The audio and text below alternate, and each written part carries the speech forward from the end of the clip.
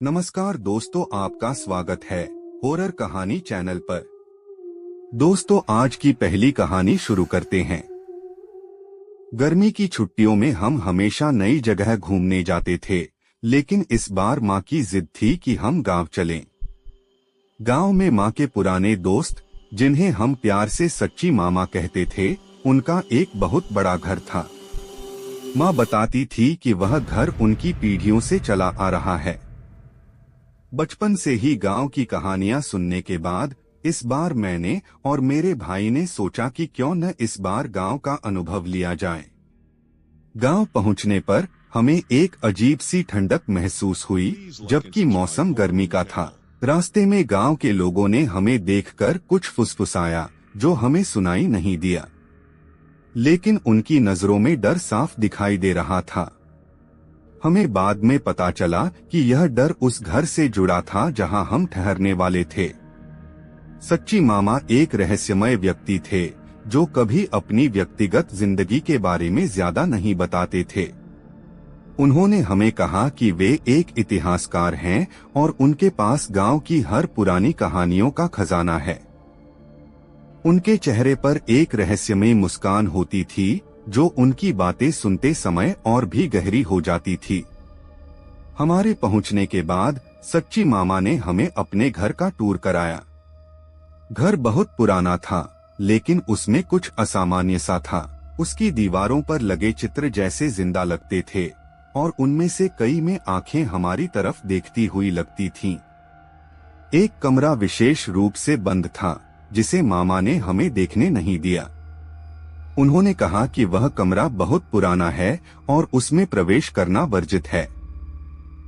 पहली रात हम सभी अपने अपने कमरे में सोने गए। घर में एक अजीब सी चुप्पी थी, जैसे वहां कुछ छिपा हो।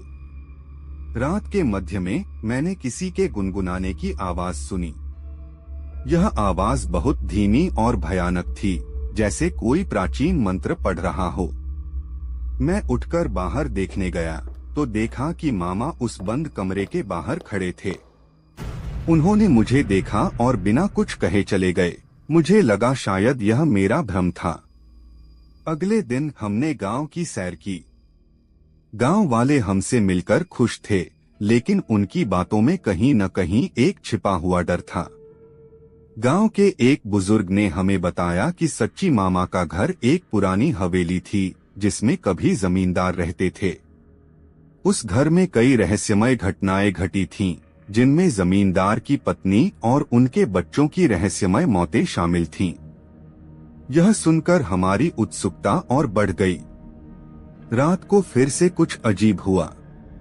इस बार मैंने और मेरे भाई ने ठान लिया कि हम उस बंद कमरे में जरूर जाएंगे। जब हम वहां पहुंचे तो दरवाजा खोलने की कोशिश की, लेकिन वह बंद था। तभी पीछे से एक ठंडी हवा चली और हमें लगा कि कोई हमारे पास से गुजरा हो। हमने मुड़कर देखा तो कोई नहीं था, लेकिन दरवाजे पर खून के निशान थे। हमने मामा से उस कमरे और घर के इतिहास के बारे में पूछा। मामा ने गंभीरता से बताया कि वह घर वास्तव में एक पुरानी शापित जगह है। उन्होंने कहा कि जमींदार ने किसी काले जादू का सहारा लिया था, जिससे उसकी पत्नी और बच्चों की आत्माएं घर में फंस गई थीं। मामा ने यह भी बताया कि घर के नीचे एक सीक्रेट बेसमेंट है, जहां जमींदार ने कई रहस्यमय चीजें छुपा रखी थीं। हमने मामा से बेसमेंट को देखने की अनुमति मांगी, लेकिन उन्होंने साफ मना कर दिया। उनके अनुसार वहां जाना खतरे से खाली नहीं था। लेकिन हमारी जिज्ञासा ने हमें मामा की बात को नजरअंदाज करने पर मजबूर कर दिया। रात के समय जब मामा और चंदा सो गए थे, मैंने और मेरे भाई ने उस बेसमेंट का रास्ता तलाशना शुरू किया। हमने बेसमेंट का दरवाजा खोज निकाला और अंदर गए। वहां हमें कई अजीब चीजें मिली, पुरानी किताबें, विचित्र मूर्तियां और जमींदार की पत्नी का एक बड़ा चित्र। लेकिन सबसे भयावह चीज थी एक कमरे में बंधी हुई आत्मा का साया। जैसे ही हमने उसे देखा, वह अचानक से चीखने लगी। हमें समझ में नहीं आया कि क्या हो रहा था। हमने वहां से भागने की कोशिश की, लेकिन दरवाजा अपने आप बंद हो गया। तभी मामा वहां आ गए। उन्होंने बताया कि वह आत्मा जमींदार की पत्नी की है, जो एक काले जादू के कारण उस घर में फंसी हुई है। मामा ने उसे मुक्त करने की कई कोशिशें की, लेकिन हर बार असफल रहे। मामा ने यह भी बताया कि वह चंदा असल में जमींदार की पत्नी की बहन थी, जो उसकी आत्मा की देखभाल के लिए वहां रह रही थी। मामा ने हमें वहां से सुरक्षित बाहर निकाला और बताया कि यह रहस्य किसी को नहीं बताना चाहिए, क्योंकि यह सच्चाई गांव वालों के लिए अज्ञात है। हमने मामा की बात मान ली और वहां से लौट आए। लेकिन वह दिन आज भी मेरे दिल और दिमाग में बसे हुए हैं। सच्ची मामा का घर हमेशा मेरे लिए एक डरावनी याद के रूप में रहेगा। घर लौटने के बाद मैं और मेरा भाई अक्सर उस अनुभव के बारे में बात करते थे। एक रात मैंने सपने में देखा कि वह आत्मा मेरे सामने खड़ी है और मुझसे मदद मांग रही है। अगले दिन मैंने मामा को फोन किया और यह सब बताया। मामा ने कहा कि वह आत्मा अभी भी शांति नहीं पा सकी है और उसे मुक्त करने का एकमात्र तरीका है कि उसे स्वीकार किया जाए। यह सुनकर मैं चौंक गया, लेकिन मामा की बातों का मतलब समझ में आया। मैंने और मेरे भाई ने तय किया कि हम वापस गांव जाएंगे और उस आत्मा को मुक्ति दिलाने की कोशिश करेंगे। यह जानते हुए भी कि यह खतरनाक हो सकता है, हमने यह कदम उठाने का फैसला किया। दोस्तों, तो चलिए बढ़ते हैं आज की दूसरी कहानी की ओर। गर्मी की छुट्टियों में मैं और मेरा परिवार गांव के अपने पुराने घर आए थे। हमारा घर हमारे दादा दादी का था और हम अक्सर यहां आते रहते थे। इस बार कुछ नया और अजीब सा महसूस हो रहा था। गांव का वातावरण हमेशा की तरह शांत और सुहाना था, लेकिन हमारे घर के सामने स्थित वह पुराना और भुतहासा घर, जिसे सभी पड़ोसी का घर कहते थे, हमेशा की तरह हमें अपनी तरफ खींच रहा था। पड़ोसी परिवार के बारे में गांव में कई कहानियां मशहूर थीं। कहते थे कि यह परिवार बहुत खुशहाल था, लेकिन एक दिन वे सब अचानक गायब हो गए और कभी वापस नहीं आए। उस दिन के बाद से घर में भूतिया घटनाएं होने लगीं और किसी ने भी उस घर में कदम नहीं रखा। गांव के बुजुर्ग कहते थे कि पड़ोसी परिवार के लोग अच्छे और सभ्य थे।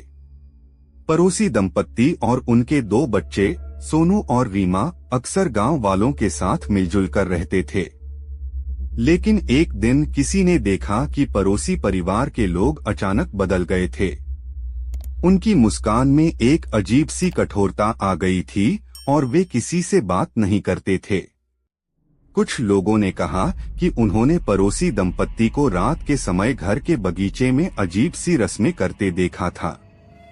धीरे धीरे लोग उस परिवार से दूरी बनाने लगे। फिर एक दिन पूरे परिवार ने खुद को घर में बंद कर लिया और कभी बाहर नहीं आए। जब गांव वालों ने कई दिनों तक उन्हें नहीं देखा, तो वे देखने गए। घर का दरवाजा बंद था और अंदर से अजीब सी गंध आ रही थी। जब दरवाजा तोड़ा गया, तो अंदर का दृश्य बेहद भयावह था। पूरे घर में अजीब सी चित्रें और अनुष्ठान की सामग्री फैली हुई थी, लेकिन परिवार के लोग कहीं नहीं थे। किसी ने नहीं देखा कि वे कहाँ गए, और इसके बाद से ही उस घर में अजीब घटनाएं घटने लगीं। गांव के लोगों की कहानियों से प्रभावित होकर हमने उस घर में जाने का फैसला किया। एक दोपहर मैंने और मेरे भाई ने दरवाजा खटखटाया, लेकिन कोई उत्तर नहीं आया। जब हमने दरवाजा धक्का दिया, तो वह खुद ब खुद खुल गया। अंदर की हवा बेहद ठंडी और सर्द थी, मानो सर्दी के बीच घुस आए हों। हमने अंदर कदम रखा और देखा कि पूरा घर धूल और मकड़ियों के जाल से भरा हुआ था। घर के अंदर का दृश्य बेहद डरावना था। हर जगह अजीब अजीब प्रतीक और चित्र बने हुए थे। एक दीवार पर एक बड़ी पेंटिंग थी, जिसमें एक आदमी खून से लथपथ दिखाई दे रहा था। उसकी आंखें लाल और चेहरा विकृत था। हमें समझ में नहीं आया कि यह सब क्या था, लेकिन डर और उत्सुकता के मिश्रण में हमने और अंदर जाने का फैसला किया। घर में घूमते घूमते शाम हो गई और हम वापस आ गए। रात में मैंने उस घर की खिड़की में एक अजीब सी रोशनी देखी। मैंने सोचा शायद मेरा भ्रम होगा, लेकिन तभी मैंने देखा कि एक परछाई खिड़की के पास से गुजरी। मेरा दिल जोर से धड़कने लगा और मैंने अपने भाई को यह बात बताई। हमने तय किया कि हम सुबह उस घर में फिर से जाएंगे और देखेंगे कि वहाँ क्या हो रहा है। अगले दिन हम वापस उस घर में गए। इस बार हमने और गहराई से खोजबीन की। हमें एक पुराना किताबों का बंडल मिला जो बुरी तरह से फटा हुआ था। उनमें से एक किताब काले जादू और तंत्र मंत्र पर थी। हमने उसे खोला तो उसमें एक पन्ना खास दिखा जिसमें एक पुराने रिवाज का वर्णन था। उसमें लिखा था कि इस रिवाज को पूरा करने से एक व्यक्ति अमर हो सकता है, लेकिन इसके लिए उसकी आत्मा को बेचने की आवश्यकता होती है। हम समझ गए कि यह वही रस्म थी जिसे पड़ोसी परिवार ने किया था। हमें घर के पिछले हिस्से में एक बंद दरवाजा मिला। दरवाजे पर अजीब से चिन्ह बने हुए थे। हमने दरवाजा खोलने की कोशिश की, लेकिन वह नहीं खुला। तभी हमने पीछे से किसी के कदमों की आहट सुनी। हमने मुड़कर देखा तो वहां कोई नहीं था, लेकिन हमें लगा कि कोई हमें देख रहा है। अगले कुछ दिनों में हमें उस घर से और भी अजीब चीजें सुनाई देने लगी। कभी हमें बच्चों के हंसने की आवाज सुनाई देती, कभी किसी के रोने की। एक रात मैंने देखा कि घर की खिड़की पर एक बच्चा खड़ा है और वह हमारी तरफ देख रहा है। उसकी आंखें चमक रही थीं और चेहरा बेहद डरावना था। मैं तुरंत घर के अंदर भागा और दरवाजे बंद कर दिए। हमने गांव के पुजारी से उस घर के बारे में पूछा। उन्होंने कहा कि पड़ोसी परिवार काले जादू में फंस गया था और उन्होंने अपनी आत्माओं को बेच दिया था। उस रात जब वे सभी अचानक गायब हो गए थे, तब वास्तव में वे मरे नहीं थे, बल्कि उनकी आत्माएं उस घर में कैद हो गई थीं। पुजारी ने हमें बताया कि हमें उस घर से दूर रहना चाहिए क्योंकि वहां बुरी आत्माएं बसती हैं। लेकिन मेरी जिज्ञासा ने मुझे चैन से नहीं बैठने दिया। मैंने और मेरे भाई ने तय किया कि हम उस घर में जाएंगे और उस बंद दरवाजे के पीछे की सच्चाई जानेंगे। एक रात हम उस घर में घुस गए और उस बंद दरवाजे के पास पहुंचे। हमने दरवाजा खोलने की कोशिश की, लेकिन वह नहीं खुला। तभी हमने देखा कि दरवाजे के ऊपर एक छोटा सा छेद है। हमने उस छेद में देखा तो वहां एक पुरानी तिजोरी थी। हमने सोचा कि शायद इसमें कुछ महत्वपूर्ण है। हमने उसे खोलने की कोशिश की, लेकिन तभी अचानक से दरवाजा खुद ब खुद खुल गया। हमने देखा कि तिजोरी के अंदर एक पुरानी डायरियों का बंडल था। उनमें से एक डायरी पड़ोसी परिवार की महिला की थी। उसने उसमें अपने जीवन की अंतिम दिनों की कहानी लिखी थी। उसने बताया कि कैसे वे काले जादू में फंसे और अपनी आत्माओं को बेच दिया। उसने यह भी लिखा कि उनकी आत्माएं कभी भी मुक्त नहीं होंगी क्योंकि उन्होंने उस रिवाज को अधूरा छोड़ दिया था। डायरी पढ़ते पढ़ते हमें लगा कि वहां कुछ अजीब हो रहा है। अचानक घर की खिड़कियां और दरवाजे अपने आप बंद हो गए। हमने चारों ओर देखा तो देखा कि पड़ोसी परिवार के लोग हमें देख रहे हैं। वे सब हमारे पास आ रहे थे। हमें समझ में नहीं आया कि हमें क्या करना चाहिए। हमने पुजारी की बात याद की और पवित्र जल की बोतल निकाली। हमने उसे आत्माओं पर छिड़क दिया। अचानक उनके चेहरे पर एक शांति की मुस्कान आ गई और वे धीरे धीरे गायब हो गए। हमने महसूस किया कि हमने उनकी आत्माओं को मुक्त कर दिया था।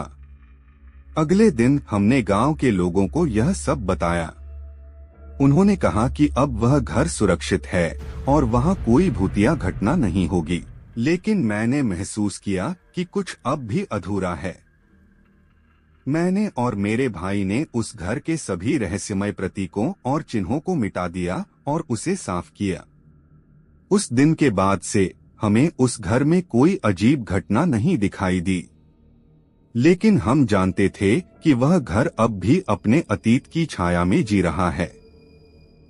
हम कभी नहीं जान पाए कि पड़ोसी परिवार के लोग कहाँ गए और क्या वे कभी वापस आएंगे, लेकिन एक बात साफ थी, उनकी आत्माएं अब मुक्त थीं और उस भूतहा घर की कहानी हमेशा के लिए समाप्त हो गई थी। दोस्तों, मैं उम्मीद करता हूं कि आपको आज की दोनों कहानियां जरूर पसंद आई होगी, तो इस वीडियो को लाइक करके चैनल पर नए हो तो सब्सक्राइब भी कर लीजिएगा। धन्यवाद।